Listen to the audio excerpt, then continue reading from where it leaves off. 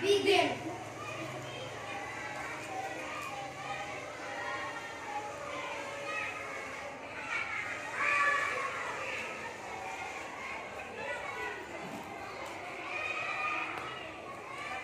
Finish. Read to the teacher.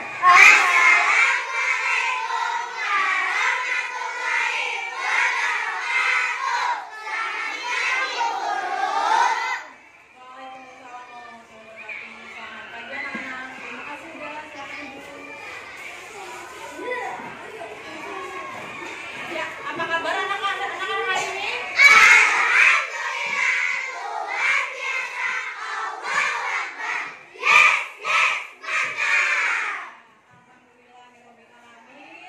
Pada pagi hari ini kita bisa bertemu kembali dengan kegiatan pembelajaran yang seperti biasanya. Tapi hari ini spesial. Kenapa? Karena hari ini kita akan belajar menggunakan Chromebook.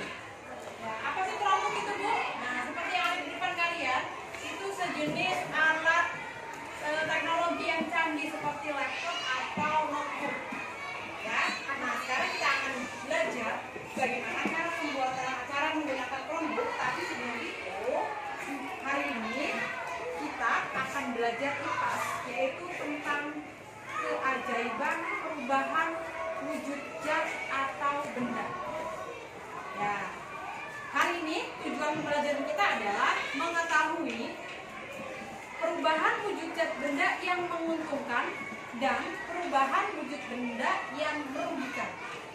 Ya, jadi di samping ada yang menguntungkan, ada juga yang merugikan.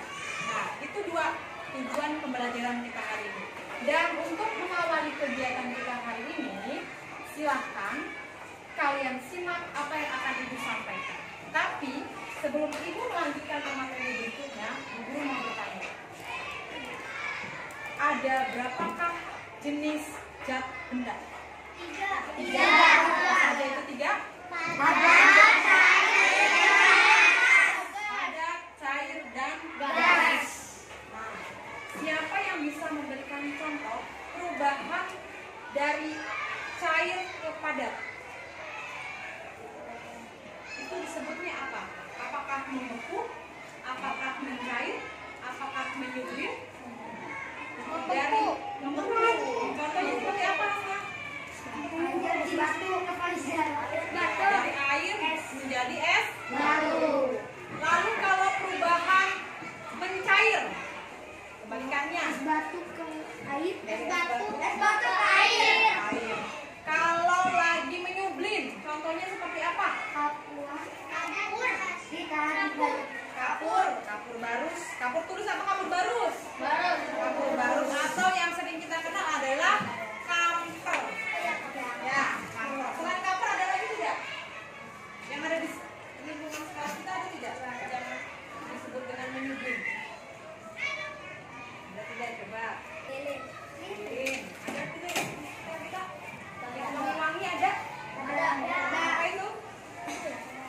Wangi yang ada di kipas angin itu termasuk juga menyublim. Nah, sekarang kita akan belajar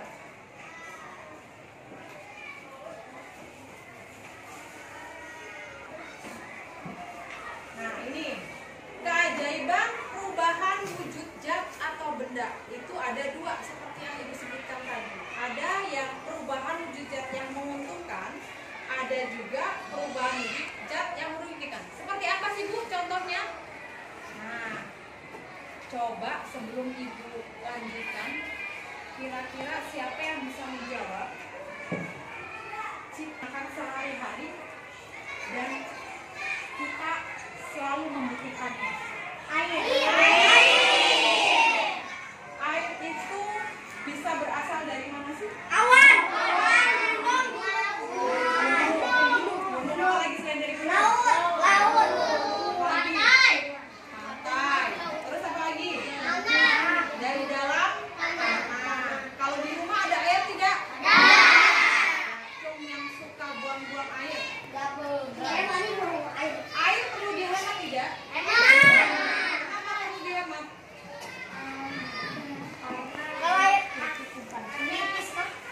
Kenapa? Kalau airnya habis, Nggak bisa dicari, Bu. nggak bisa dicari. Air bisa diciptakan tidak? Tidak.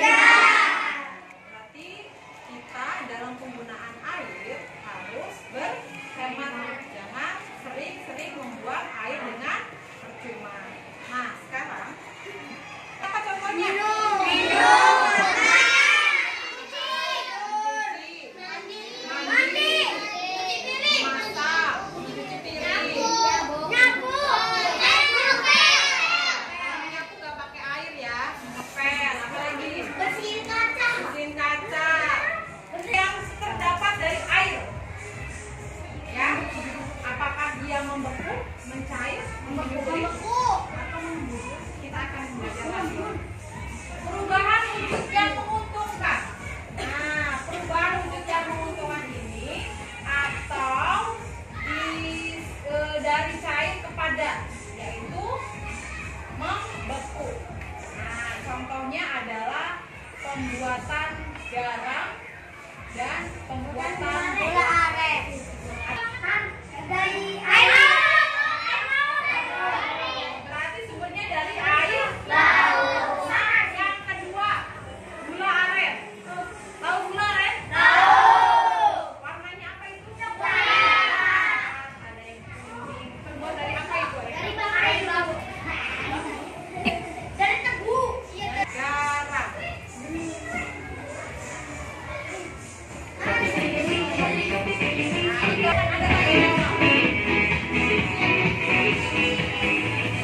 Assalamualaikum teman-teman. Kembali lagi ke EMN 17. Sebelum mulai, sama-sama kita subscribe dan tekan tombol loncengnya ya. Halo teman-teman, apa kabar semuanya? Semoga dalam keadaan sehat dan tetap semangat ya. Sekarang kita sudah memasuki tema 3, subtema 4 tentang proses pembuatan garam. Nah, teman-teman bagaimana? Sudah siap terima materinya?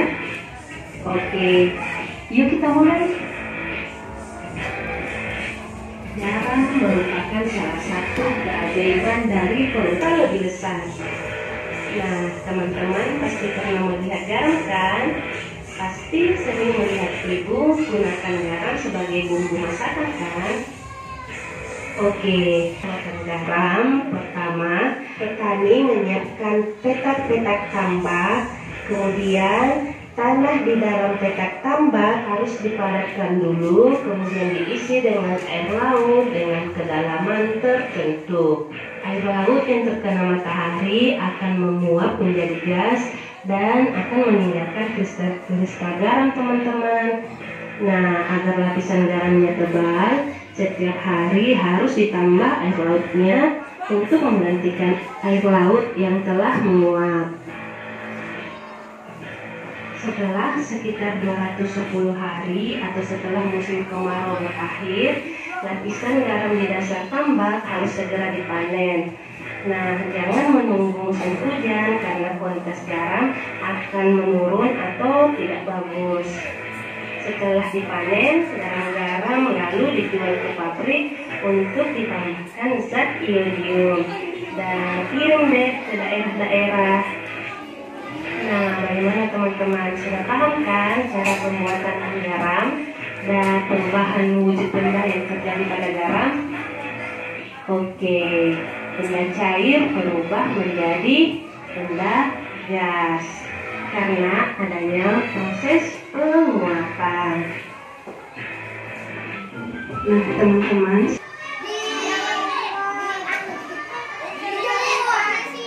Bantuan apa ditemukan? Lalu air laut yang sudah berada di tambak-tambak ia akan menguap. Nah, yang tidak menguap itu yang berada di yang paling dasar itu membentuk sebuah kristal-kristal kecil, ya, yang disebut dengan garam. Perubahan wujudnya dari cair membentuk. Nah, sekarang ada pertanyaan untuk Zahra. Proses perubahan wujud itu sudah tahu ya? Apa itu Zahra? Proses perubahan wujudnya apa? Dari mana ke mana?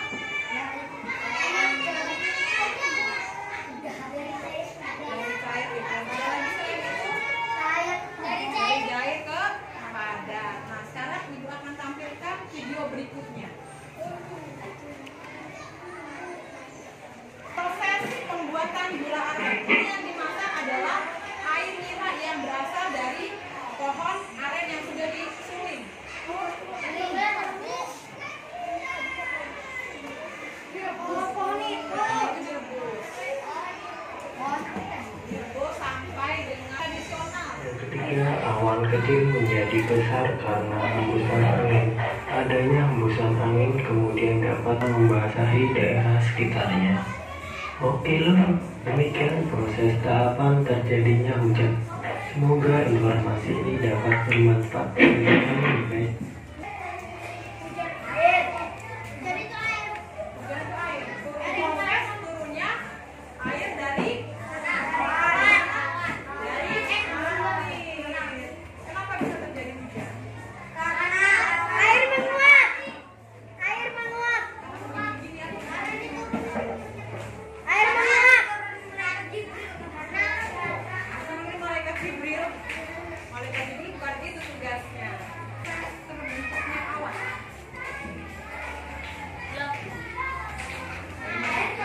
Jadi awan.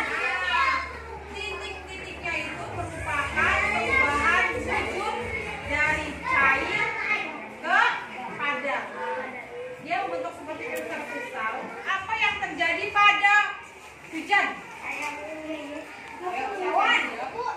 Perubahan wujud apa? Cair menjadi gas. Apa lagi? Apa coba? Udara. Cair menjadi Padat. apa lagi? Air jadi padat. Air menjadi padat. Siapa yang bisa menjelaskan?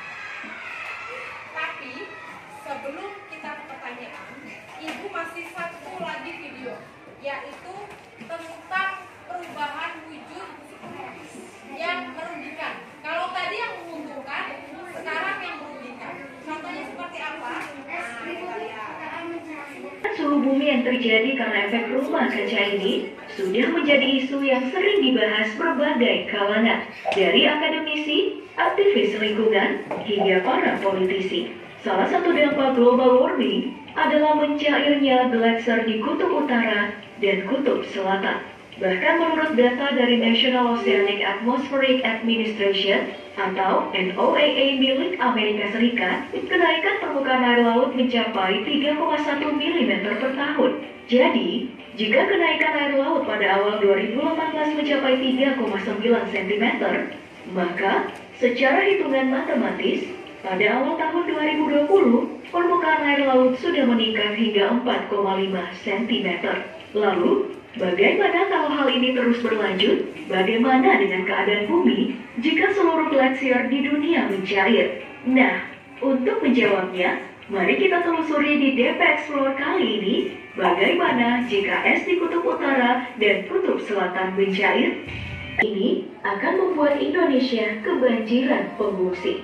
Jika pemerintah sudah kelabakan dengan 31.000 pengungsi banjir, seperti yang terjadi di Jakarta pada Januari 2020 kemarin, banjir karena mencairnya es ini akan membuat Indonesia lumpuh total. Pada skala global, akan ada 40% dari populasi manusia yang kehilangan rumah.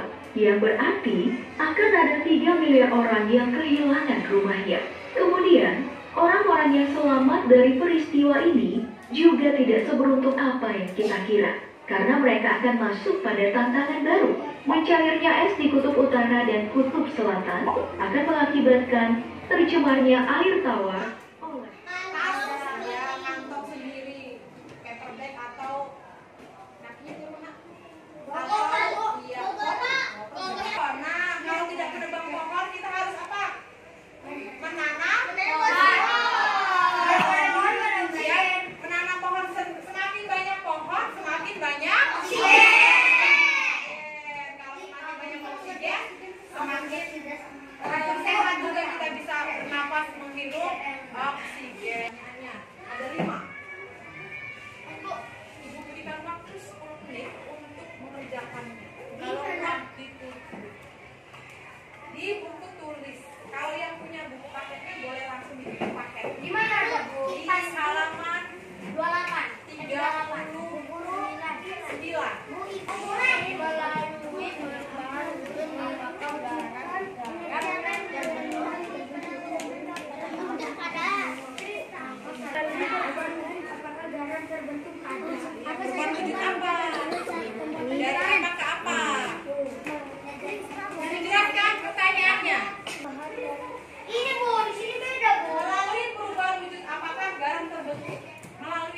dari apa ke apa, dan itu disebutnya apa? Ya, membantu merubah wujud pada pembuatan barang. Energi apa yang membantu? Energi apa tuh? Dijemurnya pakai energi apa dia? Nah, yang ketiga, apa saja perubahan wujud yang terjadi saat pembuatan gula aren?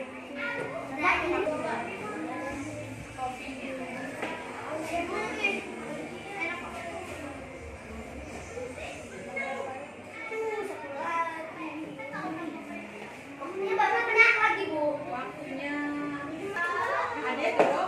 Sekarang akan dibagikan lembar kerja untuk tugas kelompok. Tugas kelompok. Silakan kalian cari datanya di internet, yaitu dengan menggunakan Chromebook. Adit, silakan duduk dulu. Damar duduk dulu, Damar. Ya. Ketik. Di situ petunjuknya apa? Ya,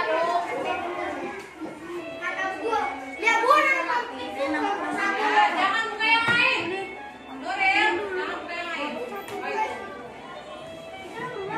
Ya, disimak lalu jawab pertanyaannya. Lalu jawab pertanyaannya. Ambil airnya dari pohon apa tuh nanti ada. Nanti itu kan.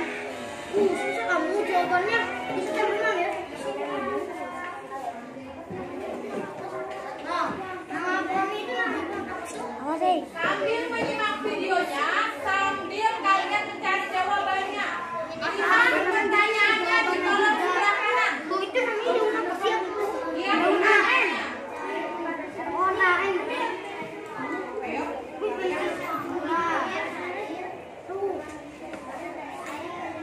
Nah, itu diketik. Cara Itu jawaban tadi. Ya sudah. es mencari di buku kalian.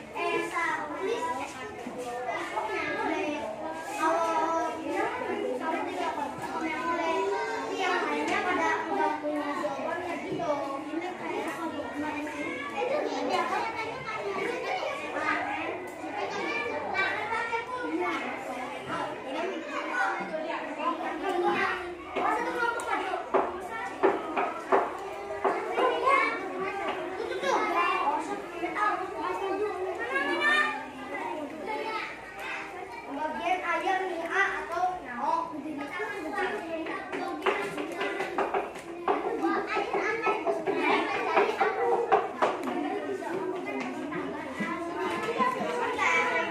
Kan bisa di sini.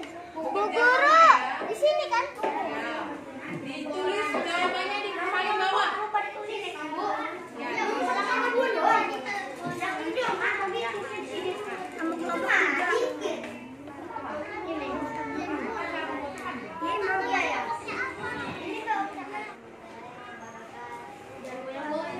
Jawab.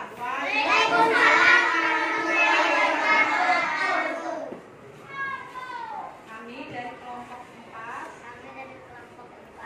akan melaporkan hasil diskusi kami tentang pemilihan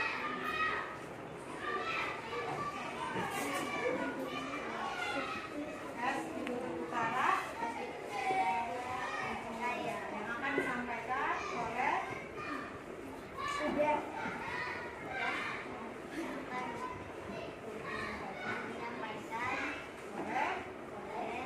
siapa? Adit Ubaidillah. Itu. Adit, bacakan.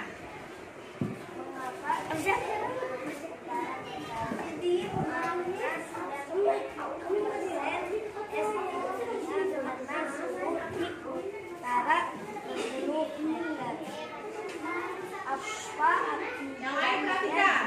Es di kutub utara terus mencair